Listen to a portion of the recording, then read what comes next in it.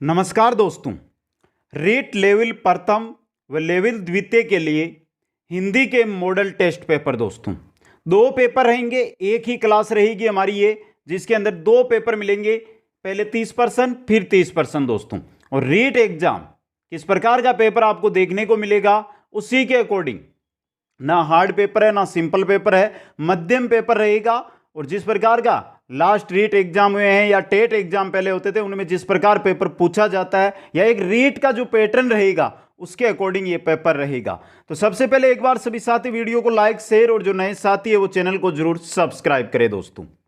चलिए मित्रों, चलते हैं क्वेश्चनों की ओर। सबसे पहले आपको दो बातें याद रखनी है। 60% है, 30 + 30, तो आपको सभी के कमेंट उत्तर करके देने, उत्तर है वो कमेंट करके देने दोस्तों। दूसरी बात, यहां पर आपको अंत के अंदर स्कोर बताना है कि 30 में से कितने, 30 में से कितने, यानी 60 में से आपने कितने % सही अटेंड है जो यहां पर किए हैं दोस्तों। पहला क्वेश्चन आपकी स्क्रीन पे, पेड़ से बंदर कूदा वाक्य में कौन सा कारक है? अपादान, कर्म कारक, संप्रदान कारक या करण कारक? सिंपल सा है। पेड़ से बंदर कूदा कौन सा कारक है यहां पे, बता दीजिए दोस्तों जल्दी से। अलग होने का भाव कौन सा कारक होता है? अपादान कारक। अलग होने के भाव में अपादान कारक होता है दोस्तों। के नेक्स्ट क्वेश्चन है, सूर्योदय शब्द का संधि विच्छेद है। यहां पर आपको कुछ नहीं करना है, जो शब्द दिया आपको सूर्य उदय, इसका क्या करना है? संधि विच्छेद करना है। सिंपल सा क्वेश्चन है आपके सामने, ये जल्दी से बताइए दोस्तों। सूर्य उदय का संधि विच्छेद क्या होगा? चार ऑप्शन आपके सामने दिए गए हैं, जल्दी से कमेंट करके बता दे सूर्य उदय का संधि विच्छेद क्या होगा। सिंपल क्वेश्चन आपके सामने दोस्तों, क्या होगा? देखिए यहां पे 2 नंबर वाला, सूर्य प्लस उदय, सूर्य प्लस उदय दोस्तों। एक के बाद में उ, एक के बाद में उ, तो निर्माण किसका होगा? ओ का। कौन सी संधि कार्य कर रही है यहां पे? कौन सी संधि है जो यहां पे कार्य कर रही है दोस्तों? एक के बाद में उ आ रहा है ना, सूर्य अंत में ए बाद में उ, गुण संधि। कौन सी है? गुण संधि। आगे चलिए, यथाशक्ति में समास है, पूछा है आपको यथाशक्ति के अंदर समास कौन सा है? समास बताना आपको। यथाशक्ति के अंदर समास है वो जल्दी से कमेंट करके बता दीजिए, कौन सा समास यहां पर कार्य कर रहा है दोस्तों। चार ऑप्शन, अव्ययभाव, तत्पुरुष, द्विगु या क्रमधार्य। कौन सा समास कार्य कर रहा है यहां पर मित्रों? देखिए यथा, यथा क्या है? अव्यय, तो कौन सा हो गया? अव्ययी भाव समास हो गया यहां पे। क्वेश्चन नंबर 4, इनमें से कौन सा शब्द है जो तद्भव है? मधुप, भ्रमर, मधुकर, भंवरा। बताना क्या है? तद्भव शब्द कौन सा है? तद्भव शब्द कौन सा है वो आपको बताना है यहां पे, जल्दी से बताइए दोस्तों। इनमें से कौन सा शब्द है जो तद्भव है? जल्दी से बताइए कौन सा है? भंवरा। 4 नंबर ऑप्शन आपका सही रहेगा। क्वेश्चन नंबर 5 है, मुद्री का तत्सम रूप है। मुद्री का तत्सम रूप क्या होगा दोस्तों? ये यहां पर अगर आपको समझ में नहीं आए तो मैं सही लिख दूं इसको, मुसर्व, मुंद्री, मुद्रिका, मुद्रिका। बताइए तत्सम रूप बताना है आपको। यहां पे क्या होगा? मुद्रिका होगा, मुद्रिका तत्सम। ऑप्शन 4 सही रहेगा। क्वेश्चन नंबर 6 है, निम्नलिखित में से शुद्ध वर्तनी वाला शब्द, अंतरराष्ट्रीय दिया है यहां पे, और यहां पर आपको जो बताना है वो बताना है शुद्ध वर्तनी वाला शब्द कौन सा है। 4 ऑप्शन आपके सामने, कौन सा है दोस्तों? पहले वाला, अंतरराष्ट्रीय। 1 नंबर ऑप्शन सही रहेगा। क्वेश्चन नंबर 7, आगे कुआ पीछे खाई का अर्थ है क्या होता है? चारों तरफ जल ही जल होना, रास्ते का बंद होना, दोनों ओर मुसीबत, बीच में निकल भागना। ये आप खड़े आगे, तो यहां पे तो है कुआ आपके और पीछे यहां पे है ये खाई, तो इधर भी मुसीबत इधर भी मुसीबत, यानी दोनों ओर मुसीबत। ऑप्शन 3 सही रहेगा यहां पे। क्वेश्चन नंबर 8 है, उत्कर्ष शब्द का विलोम लिखिए। पतन, अपकर्ष, अपभ्रष्ट, विकर्ष। सिंपल सा है, पूछा है उत्कर्ष शब्द का विलोम। क्या होता है? अपकर्ष। इनमें से क्या होगा? अपकर्ष होगा आपके। क्वेश्चन नंबर 9, चंद्रशेखर का समास विग्रह कीजिए। चंद्रशेखर का करना है समास विग्रह। सिंपल सा क्वेश्चन है ये आपके लिए। किसका समास विग्रह करना है? चंद्रशेखर का। तो बताइए जल्दी से क्या होगा चंद्रशेखर का समास विग्रह? कमेंट करके बताइए दोस्तों। चंद्रमा के समान किरण वाले, चंद्रमा की आशा वाले, चंद्र है शिखर पर जिसके, अर्थात शिव या चंद्रमा की आभा वाले विष्णु। चंद्रशेखर का समास विग्रह होगा चंद्र है शिखर पर जिसके, अर्थात शिव। अब बता दीजिए समास यहां पर कौन सा कार्य कर रहा है? कमेंट करके बताना है आपको। तृतीय अर्थ कौन से समास में निकलता है मित्रों?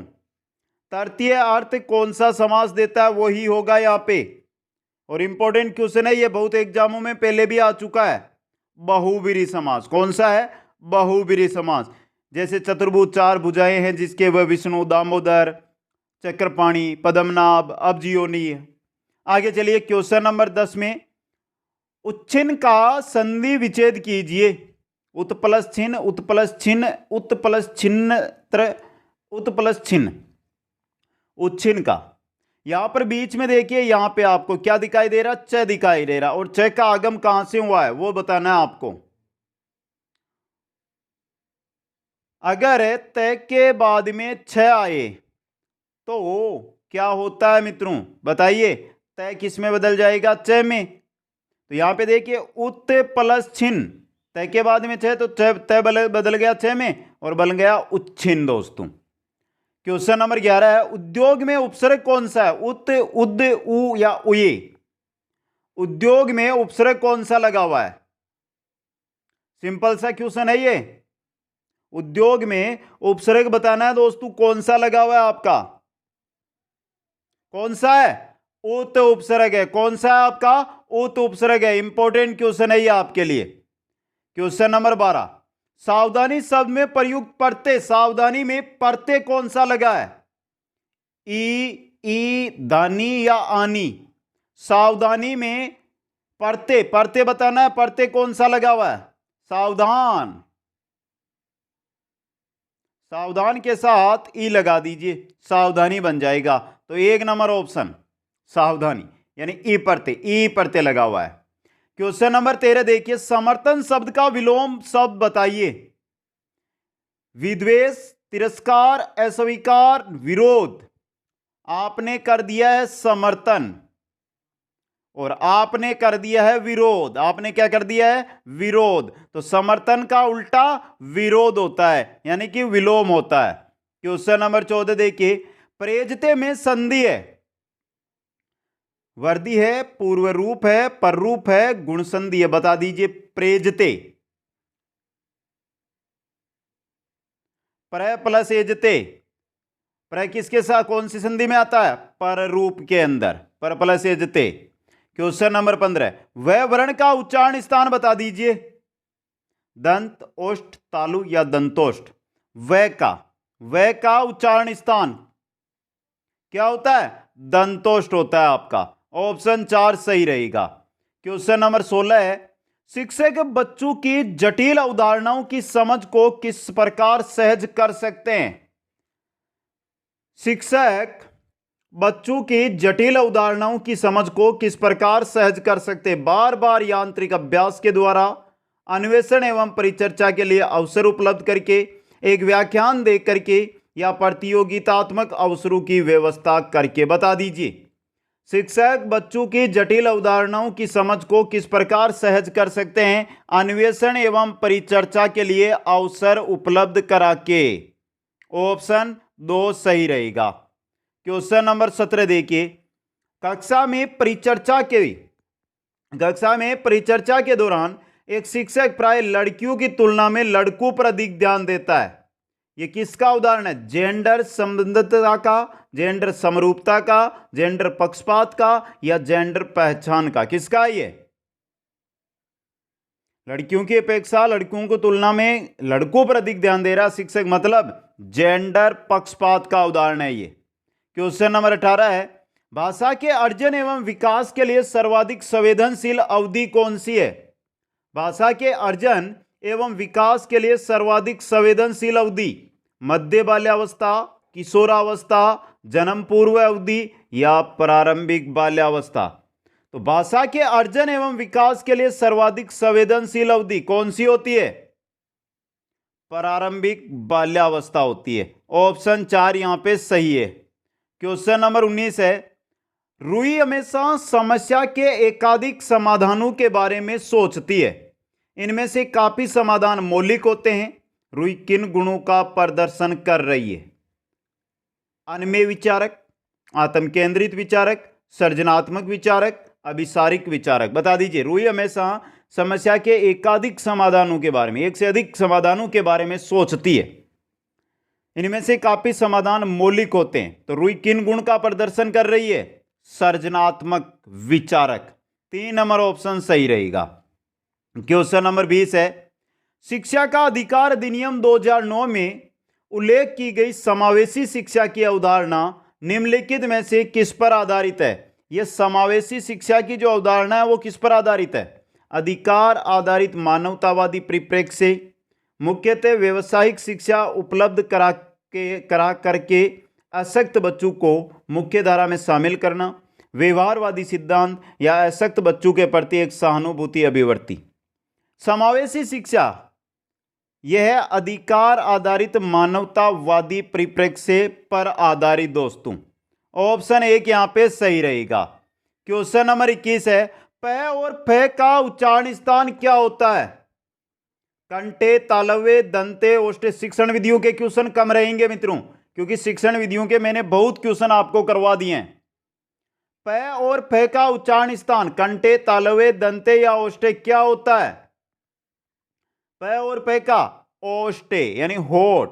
4 नंबर ऑप्शन सही रहेगा। क्वेश्चन नंबर 22, किस वाक्य में संबंधवाचक सर्वनाम है? मैं अपना काम स्वयं करता हूं, कोई कुछ भी कहे हमें क्या, जिसे भी देखता हूं वही व्यस्त है, वह स्वतः समझ गया। अब यहां पे बताना संबंध, संबंध का चिन्ह पता कीजिए, आप अपने आप समझ जाएंगे। संबंधवाचक सर्वनाम किसके अंदर लग रहा हुआ है? किसमें? जिसे भी देखता हूं वही व्यस्त है, यहां पर।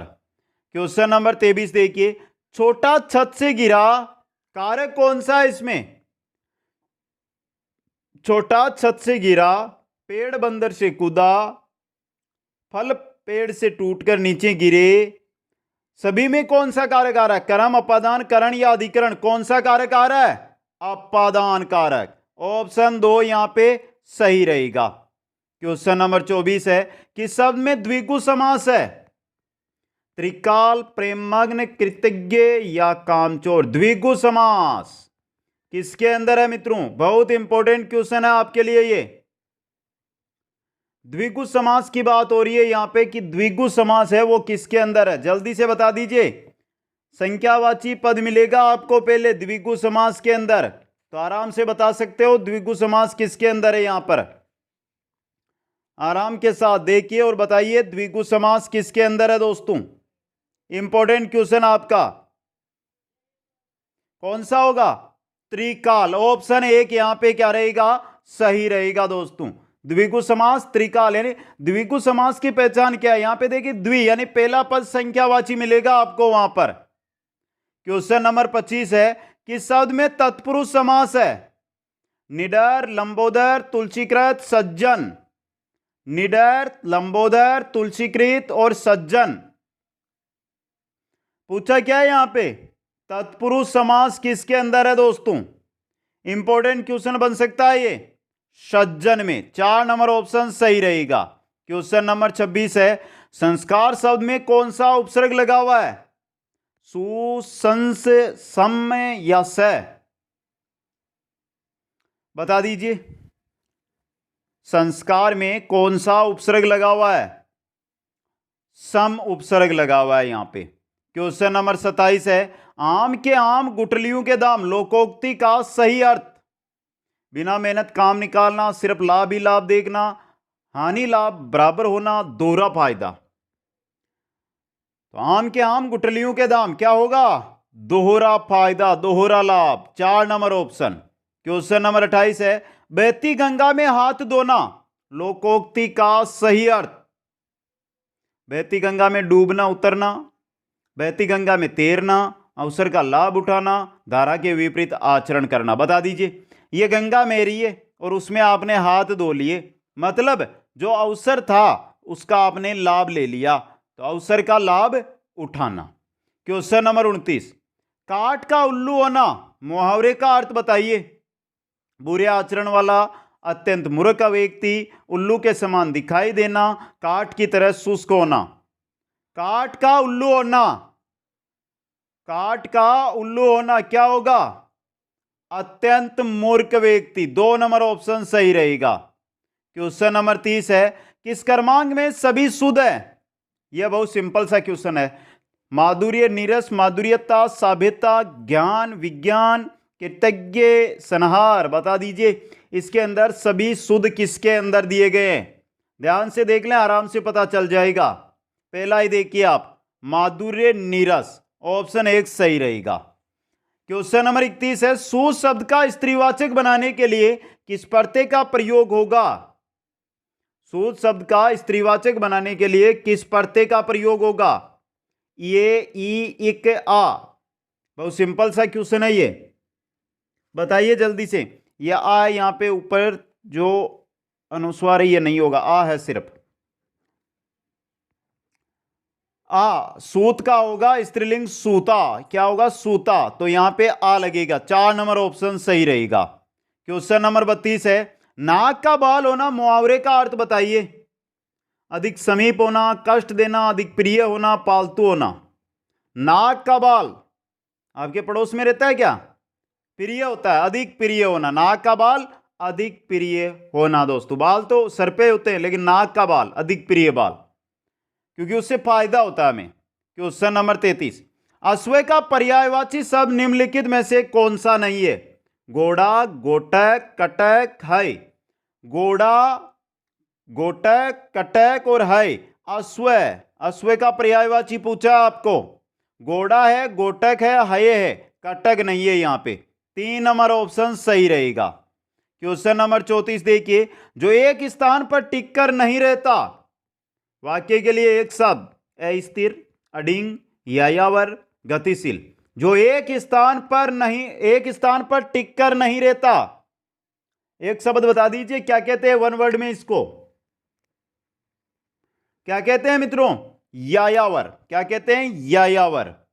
क्वेश्चन नंबर 35 में चलिए, समास का अर्थ। सिंपल क्वेश्चन, बहुत ही सिंपल क्वेश्चन, लेवल फेस्ट के लिए क्वेश्चन है ये। संक्षेप, विच्छेद, विस्तार, नवीन। समास, समास का अर्थ होता है संक्षेप। क्वेश्चन नंबर 36 है, निम्नलिखित में से शुद्ध वर्तनी वाला शब्द। आशीर्वाद, आशीर्वाद, आशीर्वाद या आशीर्वाद। आशीर्वाद शुद्ध रूप में हम कैसे लिखते हैं वो आपको यहां पर बताना है दोस्तों। सिंपल सा क्वेश्चन है ये, और ऐसा क्वेश्चन एग्जाम में आपको एक मिलेगा देखने को पक्का। ऑप्शन 3 वाला यहां पे आपका सही रहेगा। क्वेश्चन नंबर 37, को से किस कारक चिन्ह का बोध होता है? कर्म, करण, संप्रदान, अधिकरण। को से किस कारक का पहचान करते हैं हम, बोध करते हैं हम? बताइए दोस्तों। कर्ता ने कर्म को करण से, तो कर्ता ने कर्म को, तो कर्म कारक का चिन्ह है को दोस्तों। क्वेश्चन नंबर 38 है, पुनर्जन्म शब्द सही संधि विच्छेद कीजिए। बहुत सिंपल क्वेश्चन है ये। पुनः प्लस जन्म, पूरन प्लस जन्म, पुनः प्लस जन्म, पुनः प्लस आजन्म। बता दीजिए। विसर्ग संधि है यहां पर, और सही है आपका पुनः प्लस जन्म। विसर्ग चला जाएगा रे के अंदर। आगे चलिए, क्वेश्चन 39, लड़का पेड़ से गिरा में कौन सा समास है? लड़का पेड़ से गिरा देख लिया ये हमने, तो बता दीजिए कौन सा है यहां पे? अपादान है, 1 नंबर ऑप्शन। क्वेश्चन नंबर 40, पापी में कौन सा विशेषण है?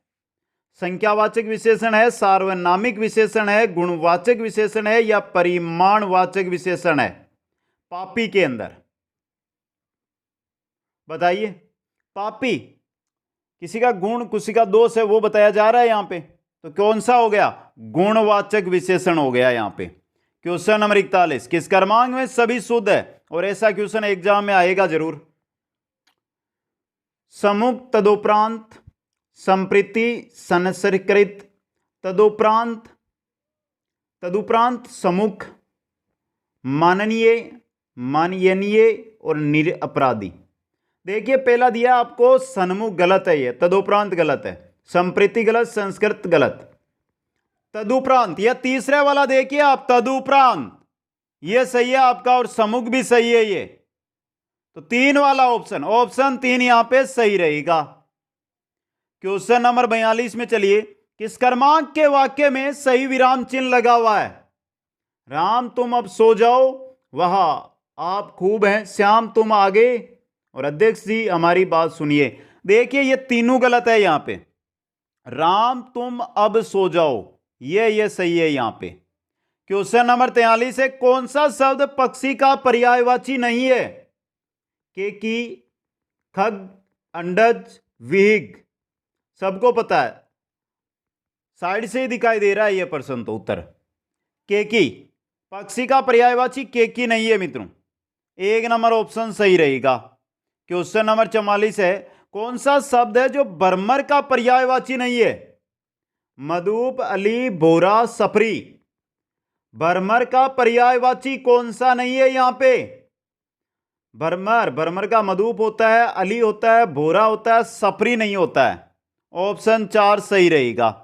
क्वेश्चन नंबर 45, निराहार का सही विलोम होगा। अनुहार, आहार, विहार, संथार। निराहार, निर प्लस आहार का विलोम अगर हम करते हैं तो क्या बनेगा, आहार, क्या बनेगा, आहार बनेगा दोस्तों। क्वेश्चन नंबर 46, अनुज का सही विलोम। भ्राता, ज्येष्ठ, कनिष्ठ, अग्रज, ये तो सबने पढ़ा होगा, भ्राता, ज्येष्ठ, कनिष्ठ या अग्रज, कौन होगा, अनुज का विलोम होगा अग्रज, ऑप्शन 4 सही रहेगा। क्वेश्चन नंबर 47 है, किस क्रमांक का शब्द शुद्ध है दोस्तों। किस क्रमांक का, पौराणिक, पुराणिक, पौराणिक, पुराणिक। ये सिंपल सा क्वेश्चन है, सबको पता है पौराणिक कैसे लिखा जाता है, आपने अच्छी तरह पढ़ा है इसको, कैसे लिखा जाता है, पौराणिक, ये शुद्ध होगा। ये देखिए 1 नंबर वाला पौराणिक।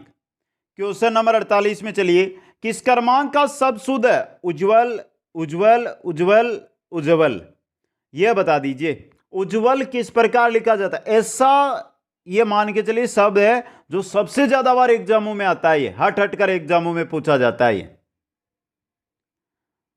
और उज्जवल कैसे लिखा जाता है, उज्जवल लिखा जाता है आपका इस प्रकार, यह उज्जवल शुद्ध है आपका, 3 नंबर ऑप्शन वाला। क्वेश्चन नंबर 49 देखिए, द्रवित शब्द में प्रयुक्त प्रत्यय किस क्रमांक से है। द्रवित में प्रत्यय कौन सा है, स है, वित्त है, इत है, अ है, बता दीजिए। द्रवित, द्रवित में कौन सा प्रत्यय लगा हुआ है, बताइए जल्दी से, कौन सा है, इत प्रत्यय लगा हुआ है यहां पे। क्वेश्चन नंबर 50, आहट प्रत्यय के योग से बना शब्द नहीं है। हिचकिचाहट, रुकावट, मुस्कुराहट, गुड़गुड़ाहट।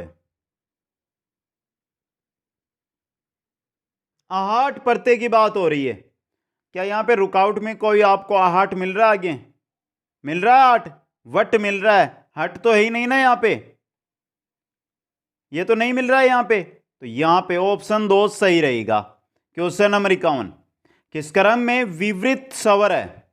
विवृत स्वर किसमें है वो बताना आपको, ई, ए, उ, आ, विवृत स्वर, विवृत स्वर है यहां पर देखिए ये आ आपका।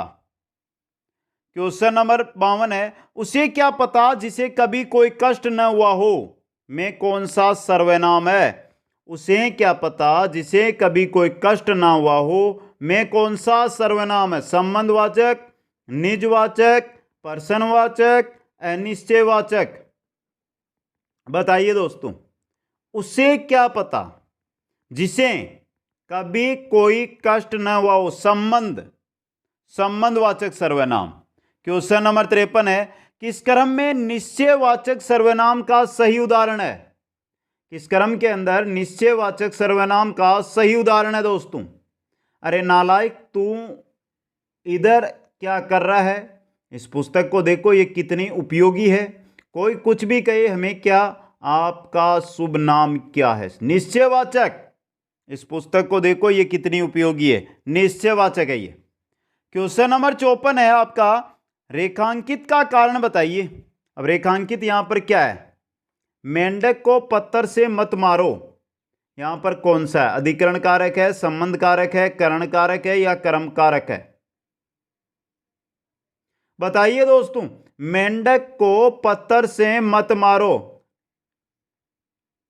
अब देखिए यहां पे मेंढक को पत्थर से का यहां पे हो रहा ना, पत्थर से, कर्ता ने कर्म को करण से, तो कारक कारण कारक हो गया आपका। क्वेश्चन नंबर 55 है, किस क्रम में संप्रदान कारक का सही प्रयोग हुआ है? संप्रदान कारक का सही प्रयोग, बच्चों के लिए मिठाई लाओ, हाथ से घड़ी गिर गई, हिमालय से नदी निकलती है, आसमान का रंग नीला है। कर्ता ने कर्म को करण से संप्रदान के लिए आ रहा है इसमें, बच्चों के लिए मिठाई लाओ, मतलब संप्रदान कारक है इसमें।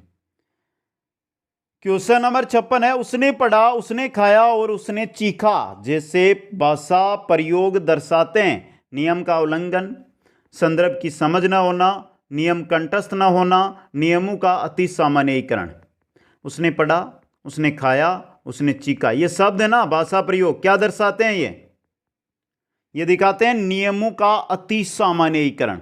यहां पे साथियों के कमेंट आएंगे कि सर शिक्षण विधियां नहीं कराई।